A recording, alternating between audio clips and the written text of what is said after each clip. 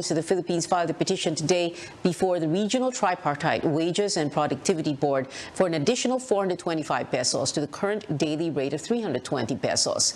The Labor Department on Tuesday said the group also filed a fresh petition for a minimum wage hike in Metro Manila after its earlier request for an across-the-board 470 peso salary hike was rejected. The group requested an increase to help workers cope with the rising cost of fuel and basic goods. The department says the fresh appeal may be considered during the next Regional Wage Board meeting. No fuel subsidy payouts just yet, despite the Commission on Elections' go signal for transport regulators to resume the rollout. The LTFRB says it is still waiting for COMEX's formal response to its appeal. The poll body exempted the program from the election ban on public spending, but COMEX has yet to issue a resolution which will contain strict conditions the LTFRB has to comply with. The Stop and Go Transport Coalition welcomes the development, but again calls on the government to fast-track the distribution of fuel subsidy, as well as allow jeepney drivers to increase the minimum fare. Among LTFRB franchise holders, less than half have received the 6,500 pesos in their Pantawid Pasada cards. The Interior Department, meanwhile, says it has a partial list of tricycle drivers eligible for the aid, but the LTFRB says it has yet to receive any list. Mali yung sinasabi ng LTFRB na wala kayong sinabit na listahan. Continuing to, patuloy yung the USEC in charge here is USEC Evidencing. Okay. At tuloy-tuloy yung kanilang pagko-coordinate with the LTFRB. So, more likely kapag mukha natin makuha yung permission pagka payoff nito, kumpleto na itong listahan. The subsidy rollout is expected to cushion the impact of hefty fuel prices on PUV drivers and operators.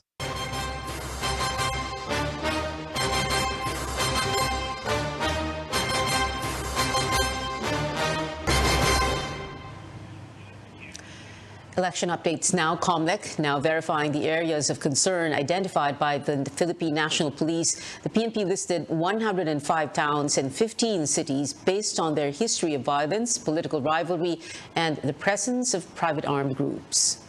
We hope that within the week, or within what's left of the week, we will be able to release the final list of areas under concern. We respect the findings of the PNP, and we believe that yes, there is basis for their findings. It's just that we have to cross-check with our people on the ground regarding the situation, also to decide what the appropriate response of the Commission will be.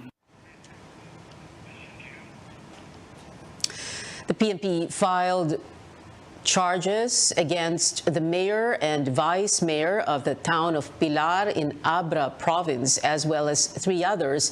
Mayor Maro Somera and Vice Mayor Jaja Josefina Somera Disono were charged with violation of the Expanded Trafficking in Persons Act over the shootout between police and Disono's armed personnel who refused to stop at a checkpoint late last month. 2 local government personnel and 1 of Disono's household help face 1 charge of serious disobedience to an agent of a person in authority, while the helper was charged with attempted murder.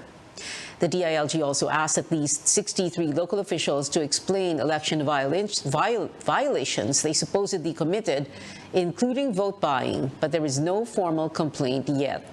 Meanwhile, 25,000 people were either caught not wearing face masks or observing physical distancing from April 1 to 4.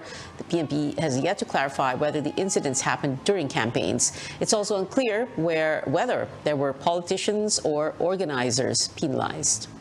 Pag ginawa natin yung general rule na yan na lahat mananagot ng kandidato, wala nang matitirang kandidato sa Pilipinas. Kasi nga, campaign period ngayon. That is why we go to specifics. Kung sino yung violators, kunin natin. Kung merong specific violations yung kandidato, then we investigate or prosecute him.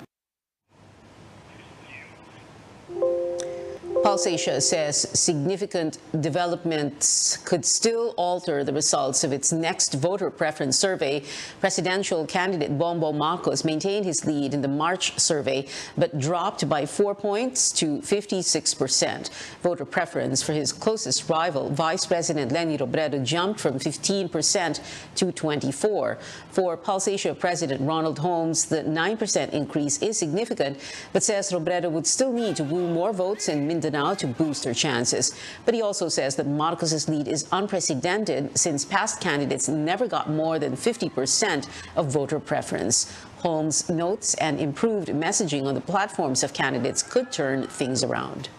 In 2016, in the same survey we conducted in March, pumapangalawa na si dating Mayor Rodrigo Duterte na bilang kandidato sa pagkapangulo. Ibig sabihin nito ay malaki pang potensyal na magbago sa Abril dahil marami pa ang maaring kaganapan at mayroong mga kaganapan na talagang sa sobrang makabuluhan, maaring ito magdulot ng paglipat o pagbabago ng boto ng mga botanteng Pilipino. Then presidential candidate Rodrigo Duterte overtook his rival, Senator Grace Poe, by 5 points in the Pulse Asia voter preference survey held from late March to early April of 2016. The vice presidential survey held in the same period shows Marcos leading the pack with 6 points away from Robredo.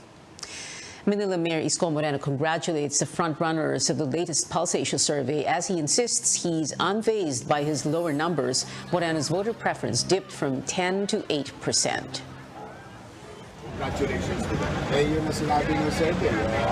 I would like to congratulate them. I'm happy for them. Ano pa rin, diretso sa tao. Kami ang pupunta sa tao. It's always like that. I've been doing that since 1998, 2001, 2004, 2007, 2010, 2013, 2016, 2019. Ganun din ang gagawin. Basic. Straightforward. Hindi magarbo, hindi magastos na kampanya.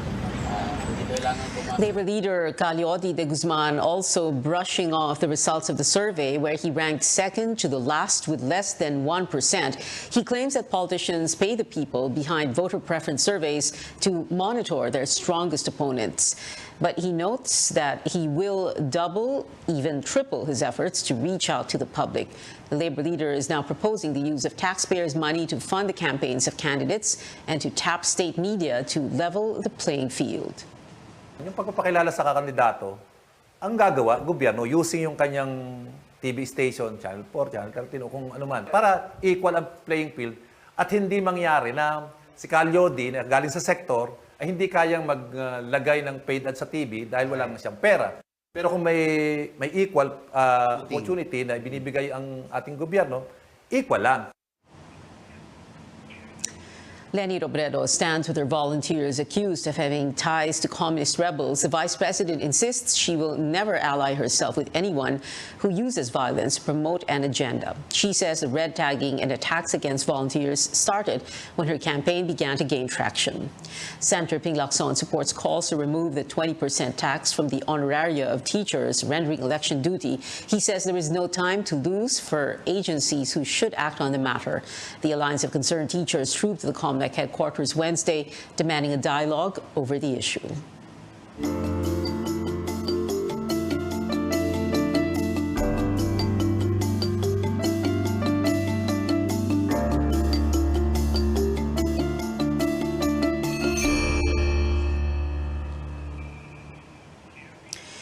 Children are among the most vulnerable sectors of society, more so orphans. What can the next administration do to help them? In this report, Carolyn Bonkin takes us to an orphanage in Maguindanao.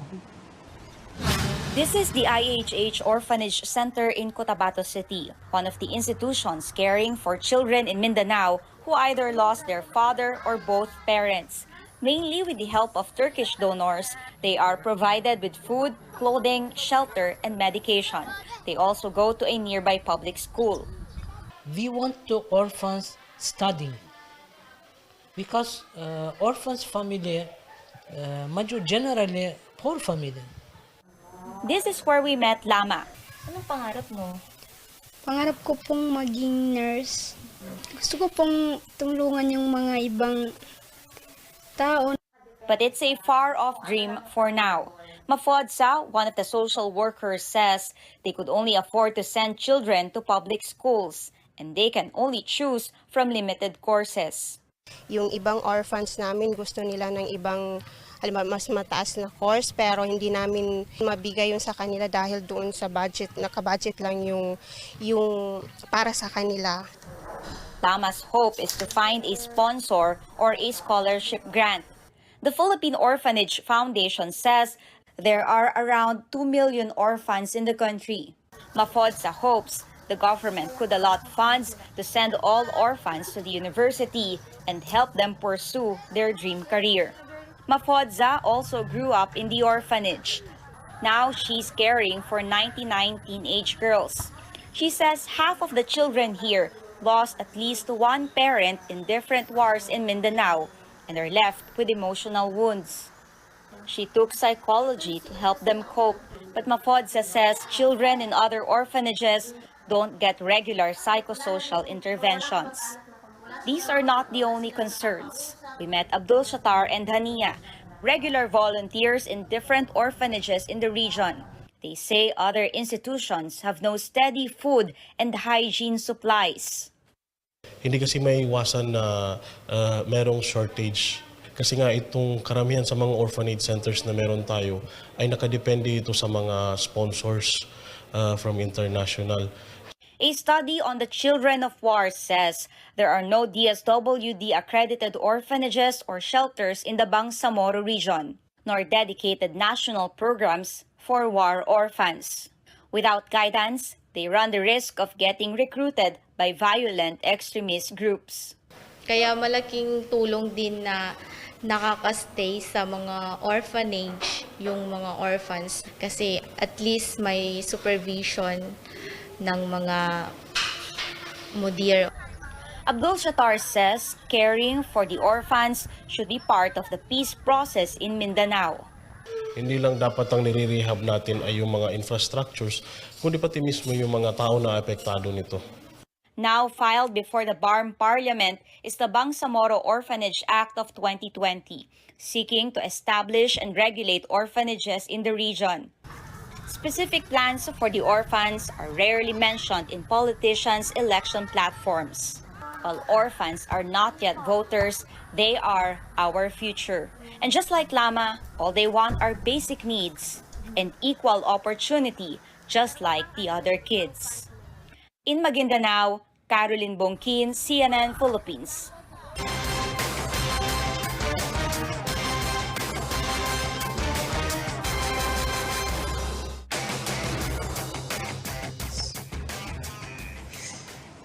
When we return, a low-pressure area brings massive flooding in parts of the Visayas and Mindanao, and the Philippines requires antigen testing for inbound travelers.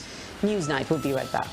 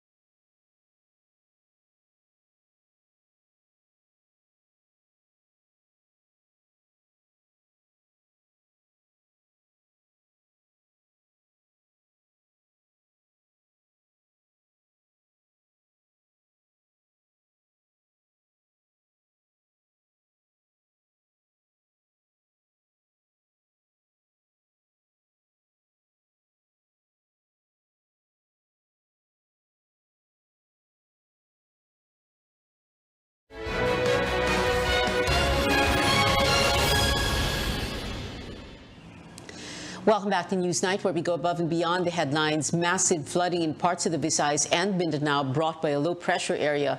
Classes and work suspended in Oras town in eastern Samar today because of the heavy downpour, while motorists traveling to Hipapad town are advised to take alternate routes to avoid the flooding. A bridge in San Fernando town in Bukidnon also closed to motorists. Several areas were hit by floods in the province, forcing over 600 families to flee their homes. Yesterday, troops of the Philippine Army's 10th Infantry Division rescued affected residents in Trento town in Agusan del Sur. Pag-asa says the Visayas and Mindanao will continue to experience cloudy skies with scattered rain showers. Same forecast for Mimaropa, Bicol, and Quezon Province. Cagayan Valley, Apayao, Kalinga, Ifugao, Aurora, and a mountain province will have cloudy skies with rains, while partly cloudy to cloudy skies with isolated rains will be felt in Ilocos, Abra, and Benguet. Pag-asa expects partly cloudy to cloudy skies with isolated rain showers here in Metro Manila and the rest of Luzon. The LPA was last spotted 180 kilometers east-northeast of Hinatuan, Surigao del Sur. The Weather Bureau also monitoring a tropical depression near Mindanao, which may enter the Philippine Area of Responsibility by Monday.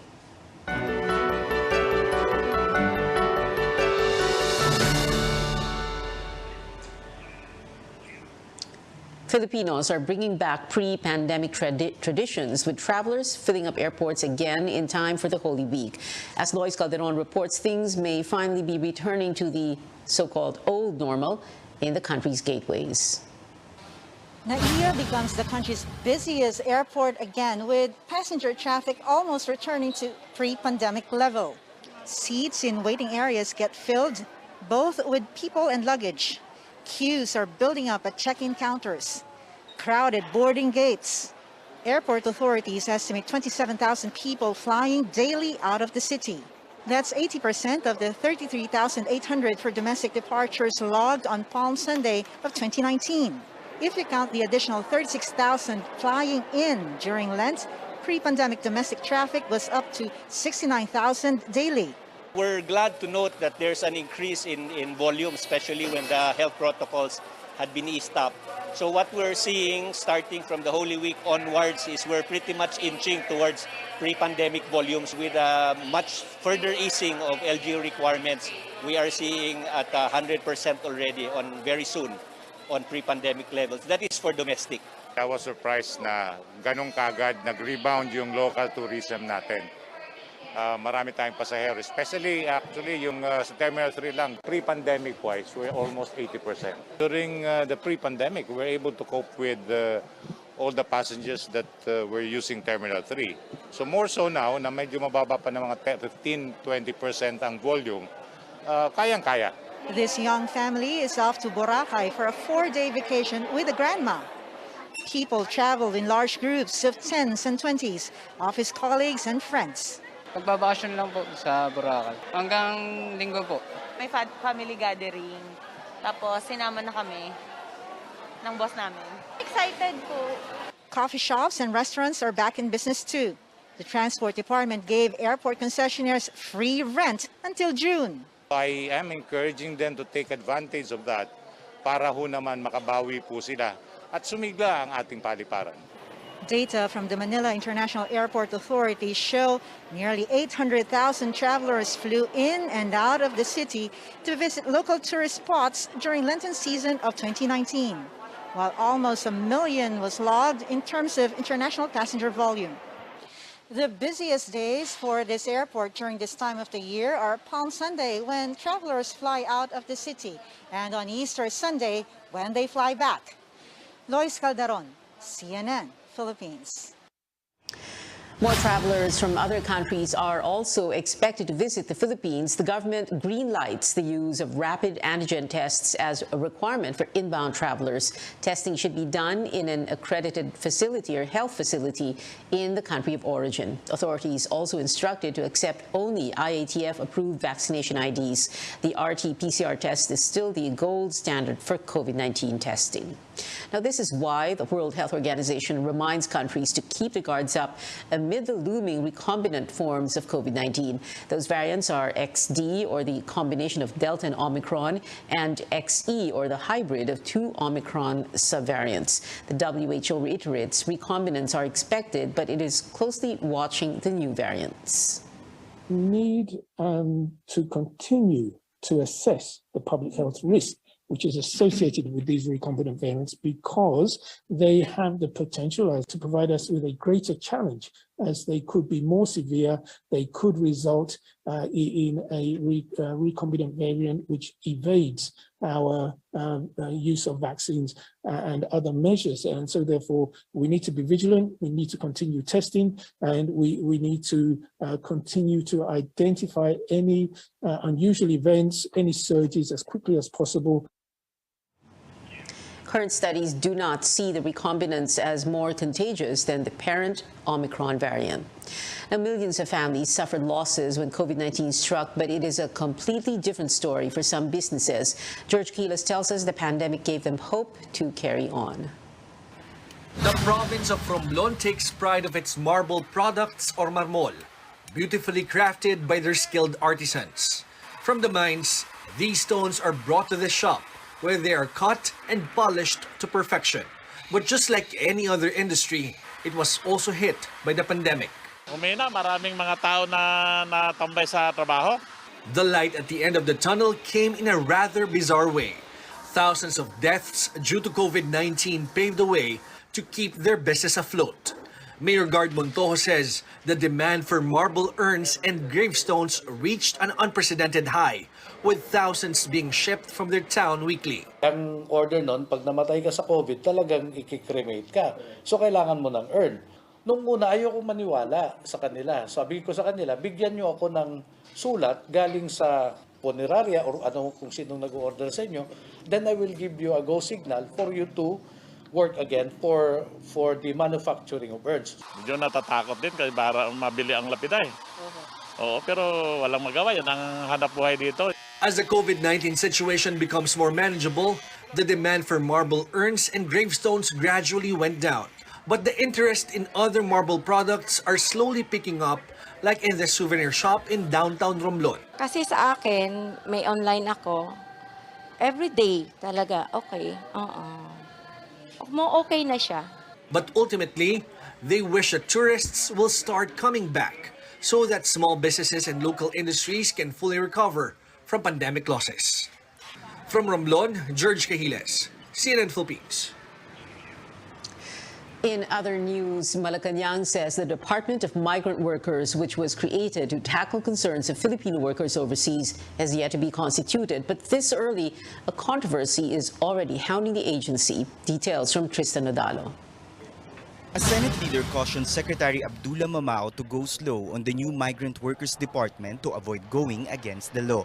Senate Minority Leader Franklin Drilon hits Mamao for his supposed attempt to disrupt the smooth transition of the agency and his wrong interpretation of the new law.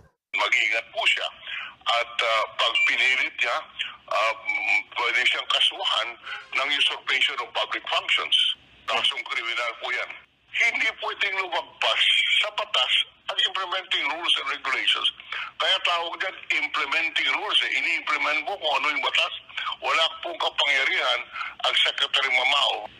Drilon is also the author of the law creating the Migrant Workers Department. He says the election ban limits Mamao's power to transfer employees and officers to the agency. Mali yung pagka-appoint sa kanya dyan. Kung mayroon may justification man, it is just to be a member of the transition committee. Wala po siyang kapangyarihan na gumawa ng sariling rules and regulations. Mamao is asserting his authority and orders concerned agencies to submit to his jurisdiction. However, Labor Secretary Silvestre Bello and Executive Secretary Salvador Mejaldea are of the view that the new department is not yet constituted. If the Department of Labor is claiming that the ILAB, the Polo offices, the Repatriation Center in the OWA, and that of the Maritime Polytechnic Institute are still part of the Department of Labor, that is their own choice. And we are here dealing with the law. And as far as I'm concerned, I'm sticking with the law. I will decide I will act and I will do anything that has something to do with the law. Mamao has released implementing rules and regulations or IRR for the law, making things complicated. Some members of the transition committee say the document did not go through them. Sources in the DMW Transition Committee tell CNN Philippines Mamao's IRR faces constitutional and legal challenges. They add the Transition Committee is a collegial body and Mamao can go through the process alone. OFW advocate and founder of the Blas Ople Center, Susan Toots Ople, says services may suffer at the expense of disagreements among authorities. It's going out of bounds. We are all very concerned. We are appalled by the lack of transparency in the signing of the IRR. We asked for a ceasefire dun sa battle of the memos and for the president or for the executive secretary to intervene. Ople adds concerned groups have asked the Justice Department for a legal opinion on the matter. In an interview, Mamao said all his actions were in line with the law. The OFW sector is caught in a bind over disagreements on an agency that's supposed to protect their welfare. Groups appeal to Malacanang to step in and resolve the matter immediately. Tristan Udalo, CNN Philippines. CNN Philippines is reaching out to Migrant Workers Secretary Abdullah Mamao for his comment on the issue, but he has yet to reply. Coming up on Newsnight, from 50 aspiring queens, the number of Miss Universe Philippines contenders has been trimmed down to 32. Plus, more and more U.S. shows have been added for this K-pop group's tour. Find out why after the break.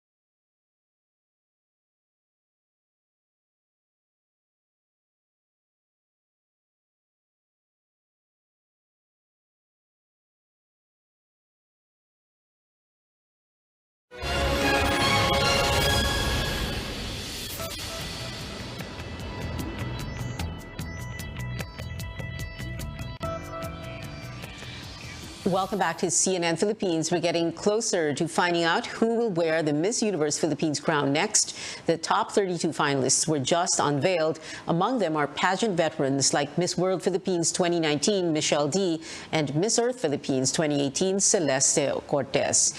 Coronation Night is set for April 30 at the Mall of Asia Arena. Tickets for the Los Angeles Encore concert of K-pop sensation Twice ran out in under 30 minutes. Because of this, another show was added. The girl group's 3 world tour dates now include May 14 and 15 at the Banc of California Stadium. Concerts here in the Philippines have yet to be announced. Twice recently made it to U.S. touring history as the only female K-pop artists to have 2 different arena tours in the country. And that is it for tonight. Join me again on News.ph at 7 p.m. I'm Pia Ontiveros for Newsnight, where we go above and beyond the headlines.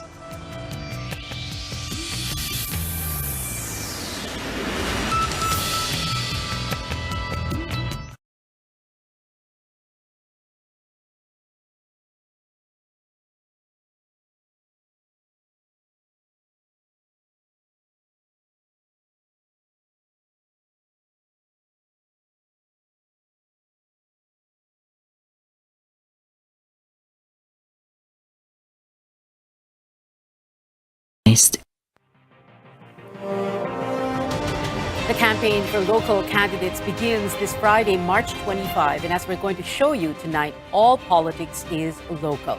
But first, a slice of national politics. The president's political party, at least half of or a faction of it, has endorsed the candidacy of survey frontrunner Bongbong Marcos. That was the announcement this morning. The other half, or the other faction, has Manny Pacquiao, but of course, he's running as Bromby standard bearer. In November last year, President Duterte rejected an alliance with Lakas CMD, his daughter's party, because she's running with Bongbong Marcos. The president called Marcos a weak leader. PDP Laban was founded by Nene Pimentel, Ninoy Aquino, and Lorenzo Catani Tanyada. Nene's son, Coco, pointed out the party was founded to oppose the Marcos dictatorship, and now it has endorsed the candidacy of the late dictator's son.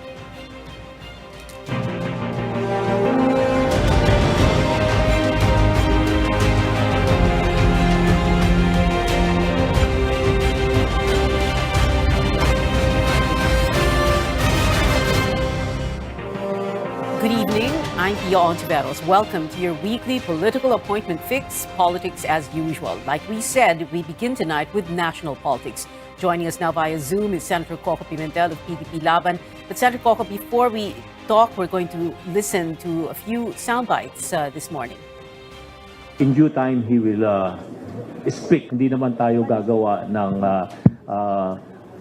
desisyon na magiging lihis sa pananaw din ng ating chairman. It's only BBM na wala siyang sinabi, walang masamang sinabi kay Pangulong Duterte. In fact, pagkatapos ng mga nasabi sa kanya, he's still willingly saying na itutuloy ko kung ano yung sinimula ni Pangulo. So how a PDP Laban, no, which has merged during the time of President Cory Aquino, no, can now support the candidacy of their founding fathers' nemesis is beyond any principled choice. Senator Coco Pimentel joining us live via Zoom. Good evening, Senator. Good evening, Pia, and good evening to all the viewers. Yes. Are you calling Bongbong Marcos Adolf or Adolf Hitler Jr. now? I use that analogy so that people will understand that PDP Laban was formed precisely to fight for our freedom, for our democratic values, for human rights and human dignity during the time of the Marcos martial law regime. So I use the analogy of if we were in Germany, no political party formed to oppose Adolf Hitler will support Adolf Hitler Jr. So sana klaro yung analogy ko at madaling maintindihan. Ang sabi ni Secretary Cusi kanina sa press conference is that when he was asked precisely about that, no, that the party that was formed to oppose the dictatorship or the dictator is now endorsing the dictator's son, ang sinasabi niya is we have moved forward. What does that sound like to you when the PDP Laban Cusi faction says we have moved forward, and what would you say if you were told that to your face? Yeah, he has no right to determine the direction of PDP Laban. In effect, he's saying that they want to hijack the party, but we are resisting the hijacking of the party. Talo lang kami mga kababayan sa media war kasi may mga media handlers yan sila, well-funded sila, kami wala. So, pero the reality is the legitimate members of PDP Laban, the old-timers, those who have sacrificed for the party, they are not for Bongbong Marcos. We have already made our decision in a formal proceeding. We are for Senator Manny Pacquiao for president. So, hindi po kami nadadala. Pero siyempre, dinadaan lang tayo sa media blitz and media relations handling. So, yun lang po ang nangyayari. But kami po, hindi kami nawawala ng landas. Alam namin yung direction po namin. And we also know our history. We know our constitution. We know our basic party principles. Kasama po dyan ang human dignity, consultative and participatory democracy, federalism, ayan po and Bongbong Marcos does not stand for all of these principles. resisting the hijacking of the party. There are petitions, a petition before the COMELEC, to determine which one is the so-called real PDP Laban. Yes. It is less than 50 days to go before the elections. Are you going to get a decision, you think, anytime soon? And is that going to make things clear for you? It was Secretary Cusi who filed the petition. So I think that petition should be acted upon immediately by the COMELEC. And they should dismiss it. And we will actually move for this immediate dismissal by using as part of our evidence what they did today. Because they just showed the Filipino people that they really know nothing about the party. Because they are just usurpers, pretenders, hijackers of PDP Laban. So we will use what happened today as evidence against them that they are not legitimate PDP Laban members.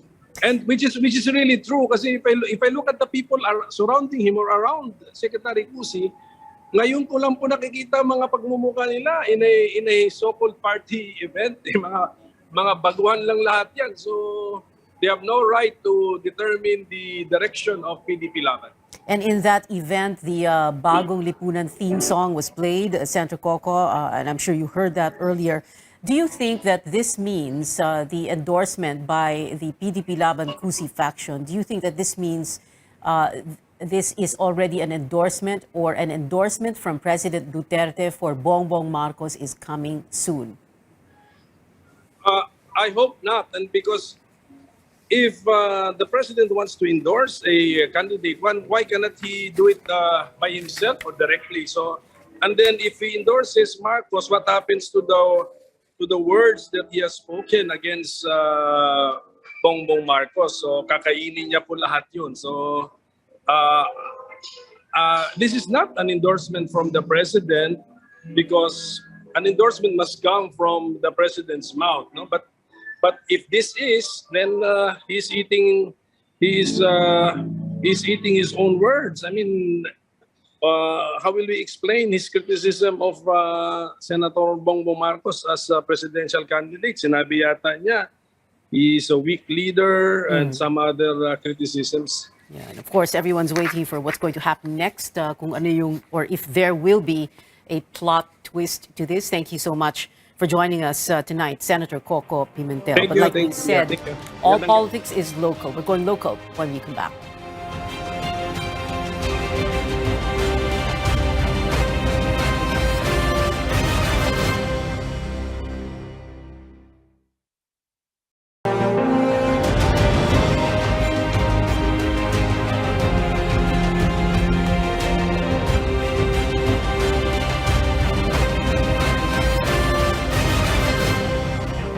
Welcome back. This is Politics as Usual. Gregorio Goyola Razabal is better known or best known as a former COMELEC commissioner, having served from 2009 to 2011. But he's trading in that image for an attempt to run for Congress in his Leyte hometown. He's going up against Richard Gomez, mayor of Ormoc City, who's looking to trade places with wife Lucy Torres Gomez and gun for Leyte's 4th Congressional District. Goyo joins us from Ormoc via Zoom. Good evening, Sir Goyo. Thank you so much for being with us tonight. Wag lang, sir. Goyo lang. Goyo. Okay na yan. Okay, okay.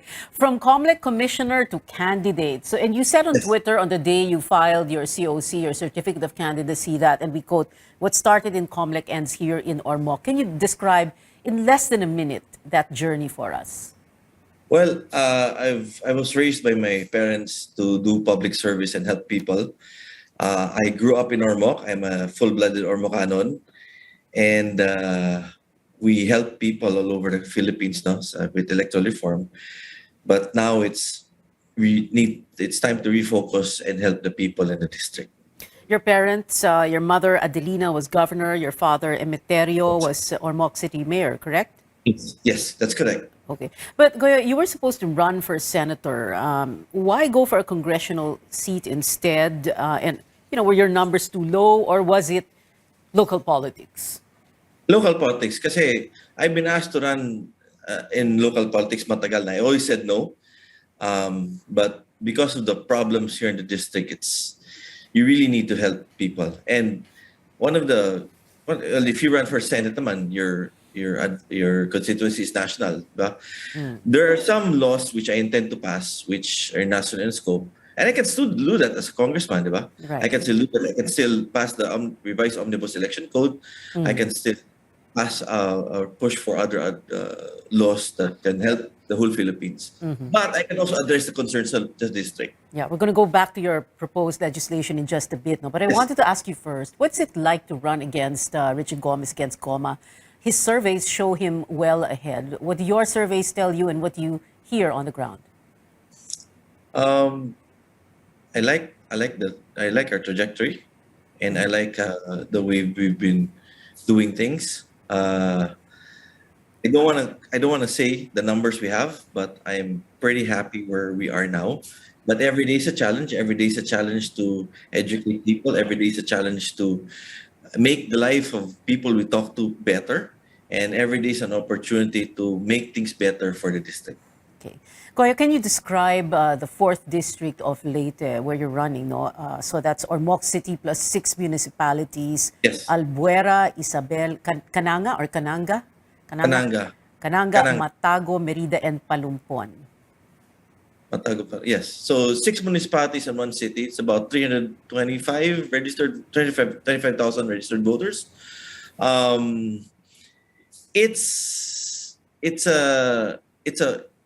There's such opportunity for the district to grow. Unfortunately, the services that the people in the district need haven't been provided to them.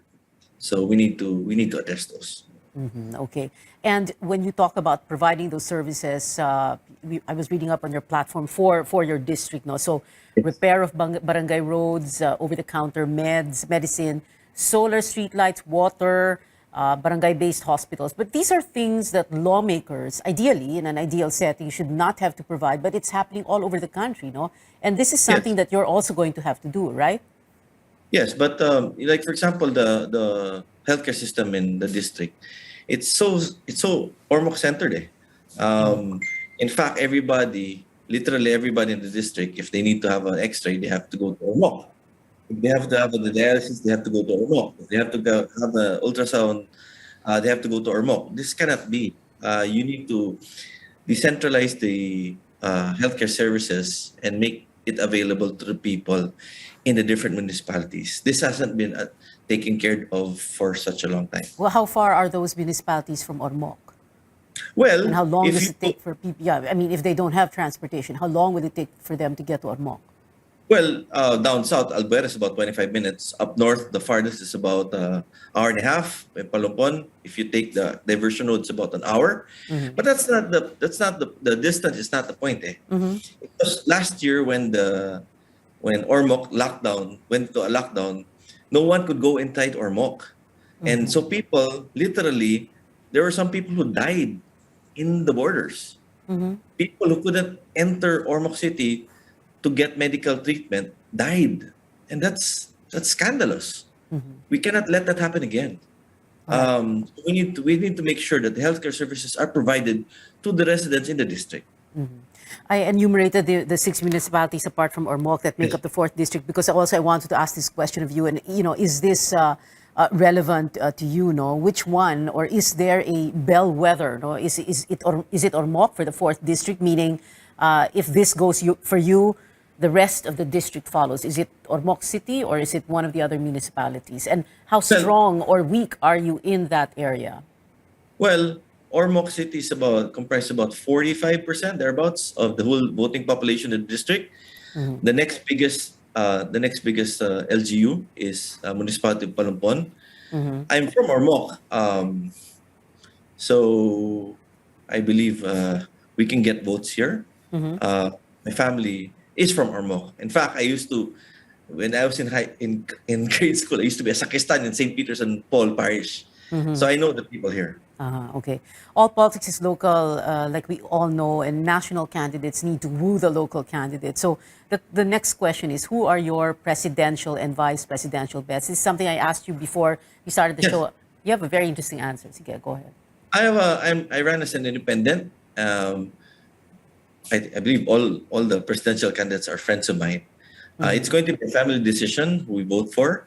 at this point in time, I would encourage, Pia, all your viewers to vet the candidates they want to vote for, not just for president, but down to councillor.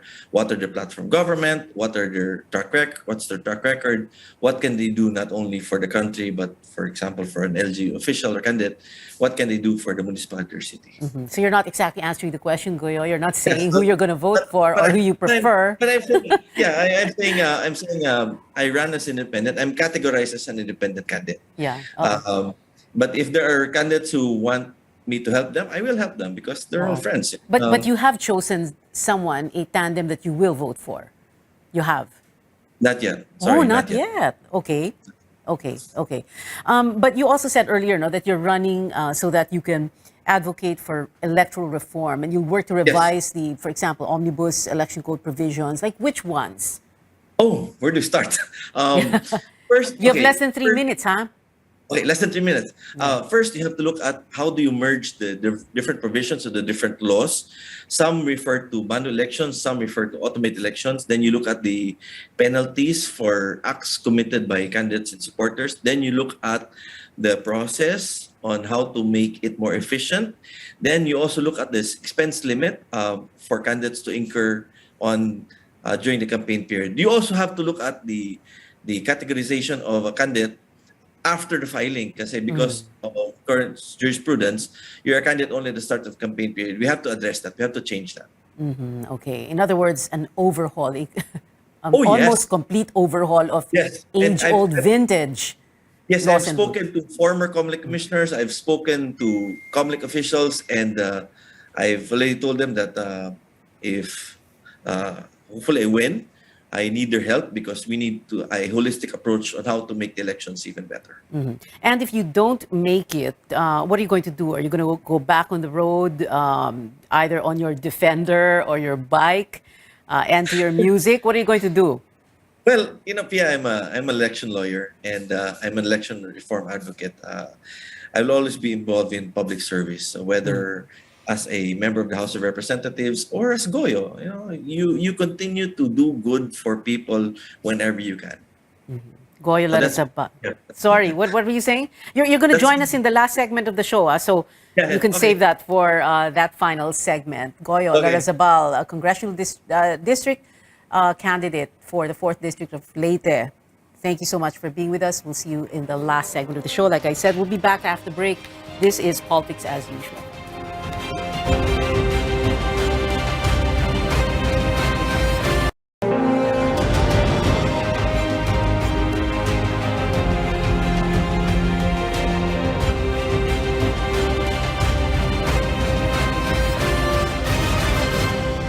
Welcome back. This is Politics as Usual, your weekly political appointment fix. Glad you're staying with us. How lucky can Vico Soto get? A first-timer in Pasig politics when he ran for mayor in 2019, and now 92% in Publicus Asia's survey of Metro Manila mayoral candidates and their chances against a rival who just filed a cyber libel case against him. On Friday, Vico starts his re-election campaign. Mayor Vico Soto, welcome to the show and to the studio. Hi, Miss Pia. Thank you for having me. Pia lang, don't say Miss Pia. Respect to elders daw po. Aray ko, ano yan? Okay, let's talk about your rival, si Vice Mayor Iyo Bernardo. No? So, meron siyang Facebook post about yung pag-file niya ng cyber libel case against you. No? Tapos, nag-comment ka ng haha or something. Give us a little background first of that case. And, did you say anything libelous about him? Well, obviously, I don't think I said anything libelous. What did you say, and when, and where? During one flag ceremony, one Monday morning, I was responding to some of the complaints or allegations that he was making. And I told him, through the flag ceremony, hindi ko naman siya nakakausap eh. Sinabi ko sa kanya na, sana kung meron siyang complaints, use the formal mechanisms of the city first. Use the local special bodies, which he is actually a member of. And he is vice mayor anyway. Yes. Yeah. And so he has access to those channels. Basically, what I was saying is that, okay lang mamuna. Okay lang na punahin niya ako. That's part of my work. To be criticized is part of my work. And I accept criticisms wholeheartedly. And sometimes we get good things from criticisms. But bago ka mag-post sa Facebook or kung saan-saan magsasalita, membro ka naman ng local special, halimbawa, reklamo sa basura. Member naman siya, pwede naman siya kahit hindi formal member, as vice mayor, he can always attend the Solid Waste Management Board. Doesn't he? Doesn't he attend? Not really, but Ms. Pia, I would rather not talk about it din kasi unfair din naman sa kanya, hindi naman siya makakasagot ngayong gabi. So I don't want to be unfair to him also. Yeah, but he also said, just one last thing, he also said that you were saying things about his family. Did you say anything about his family? I've never said anything about his family. And so you did not say anything libelous about him, in other words, or his family, no? Yeah, I really Okay. didn't. Okay, let's move on. Tsaka Sige. hindi cyber. Sorry, last Yeah, line. hindi cyber. Hindi cyber, okay. I didn't post anything online or say anything online. That was physically, Right, in during, person. like you said, during the flag ceremony. Yes, so, Okay, all right. Let's move on. Like I said, so you have an uncle running for vice president, so si Tito Sen, Senate President Tito Soto, and you had a meeting with him and his running mate Ping Lacson that your dad set up, or at least that's what your dad said. And then last Sunday, Leni Robredo paid a courtesy call on you before she went to her rally, in Ortigas. And I remember when you explained why you didn't want to have to support or endorse a presidential candidate and a presidential and vice presidential tandem. And I paraphrase, you said that you needed to concentrate on the city's problems. But recently, you've been quoted as saying that people, your constituents, should be able to choose well on their own. No? What comes to mind is all politics is local. Right. Because syempre, yung mga national candidates talagang manunuyo yan di ba? Right. Lalapit sila sa inyo, sa mga Right. local candidates. No? So give us an idea about what you're going through, what you meant by, I want to concentrate on Pasig. Ayoko makialam dun sa national politics. There are two major reasons why I'm not endorsing any national candidate. Number one, my mandate right now is to focus on Pasig.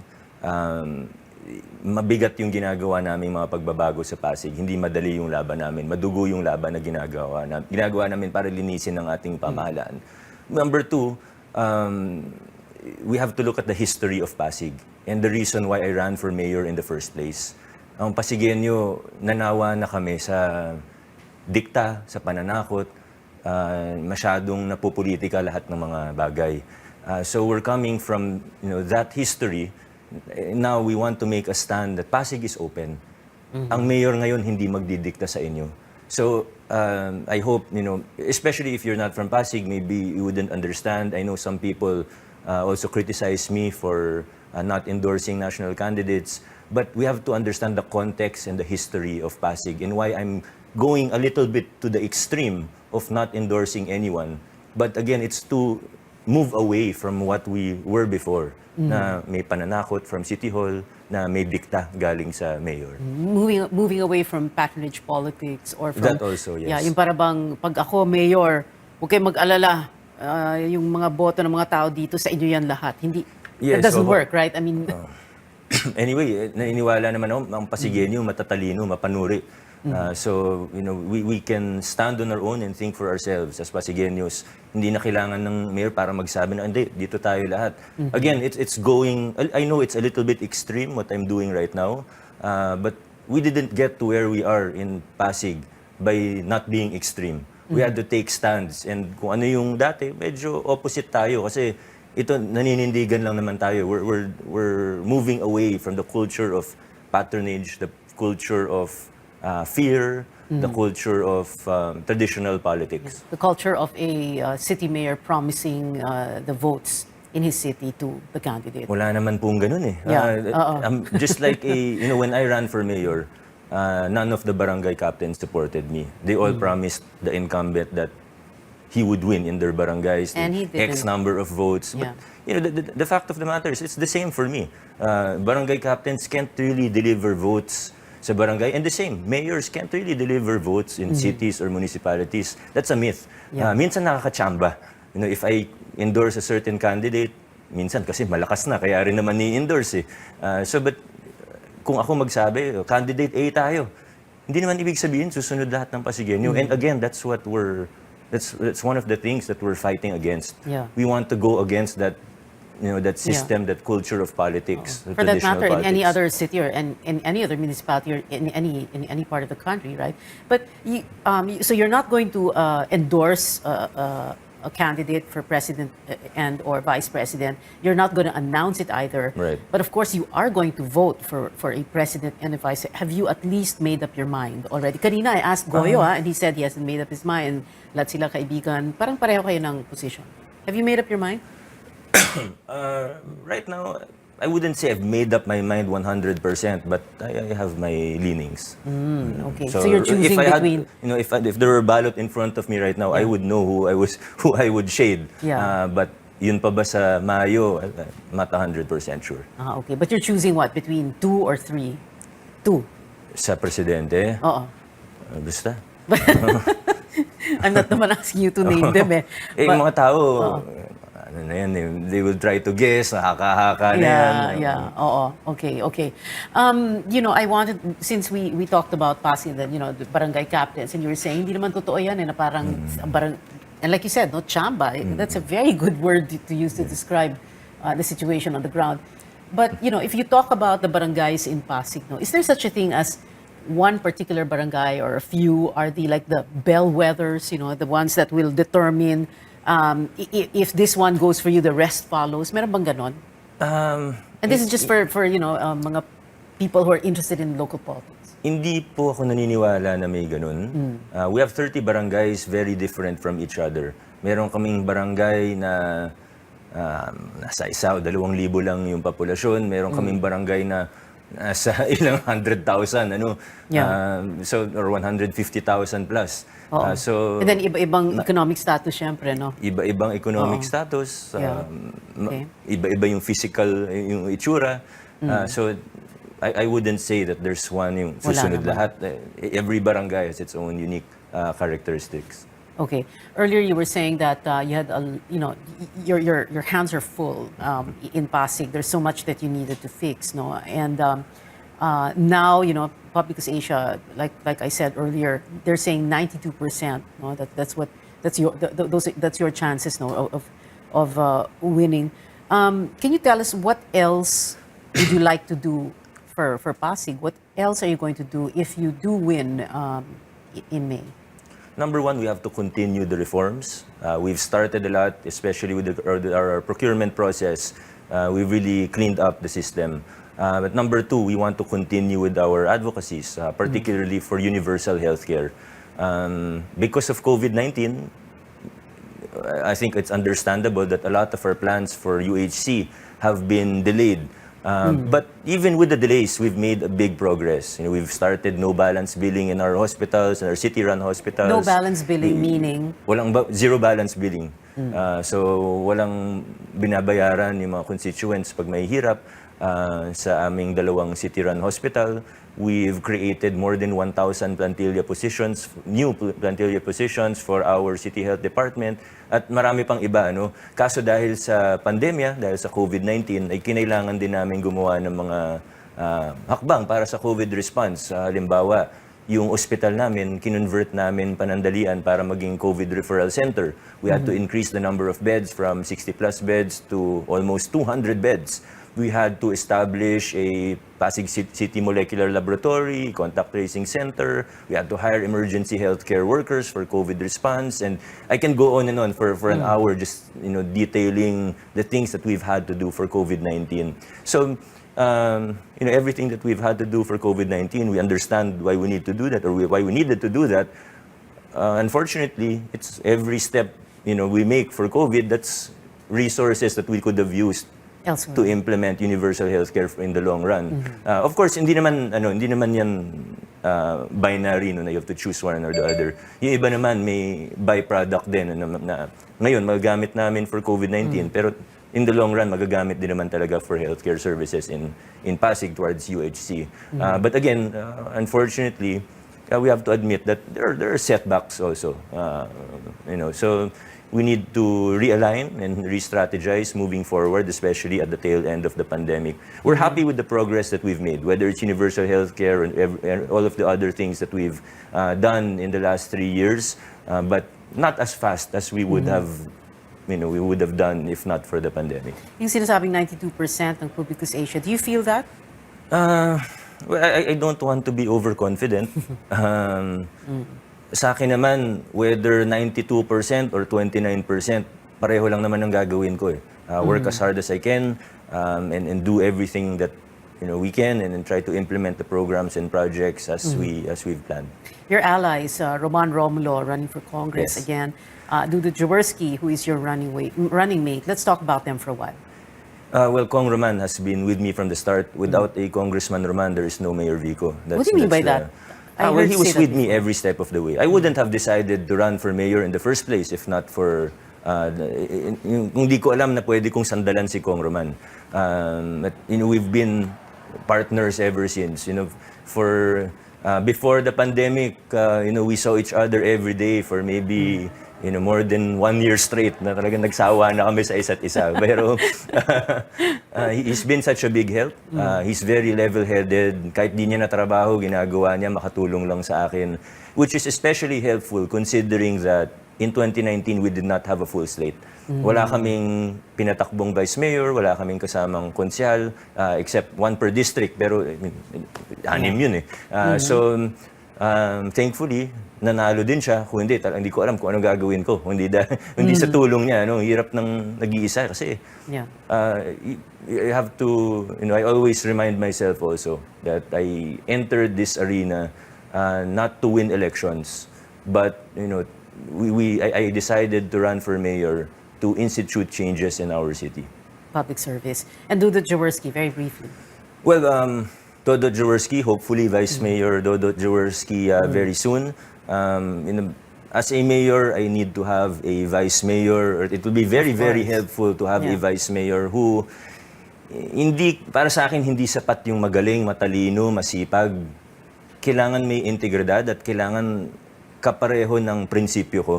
Our vision and our principles have to be aligned. Right. And to put it very bluntly, I saw that in all of the potential candidates at the time for vice mayor, kay Dodo Jaworski ko nakita yun. Okay, we have less than a minute to go, but let's pretend this last minute is Sports Desk with Andre Felix. That's 10 a.m. every morning, by the way, Mondays to Fridays. And I saw this video of you on Instagram, and let's watch it first for a while.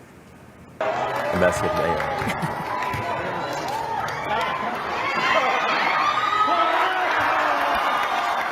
Malakas talaga siya. Okay. Pero kaninang umaga, nagmintis na ako. Ano yun? Kaninang umaga, ano yun, Vico? Mayor Vico? I was on a very hot streak. Malakas lang talaga chumamba sa basketball. Chamba na naman. Pero kaninang umaga, pumalya na. Okay, I was about to say, let's talk about that lucky shot of yours. Ang swerte mo na sa politika, swerte mo pa sa basketball. And I was telling you na nga, di ba, pag hindi ka pa nanalo dahil sa shot na yan. Ewan ko na. So, Vico, Mayor Vico Soto, you're going to join us in the last segment of the show together with Goyo Larzabal and our last guest who's coming up after this break, Cebu gubernatorial candidate Ace Durano. Politics as usual. We'll be right back.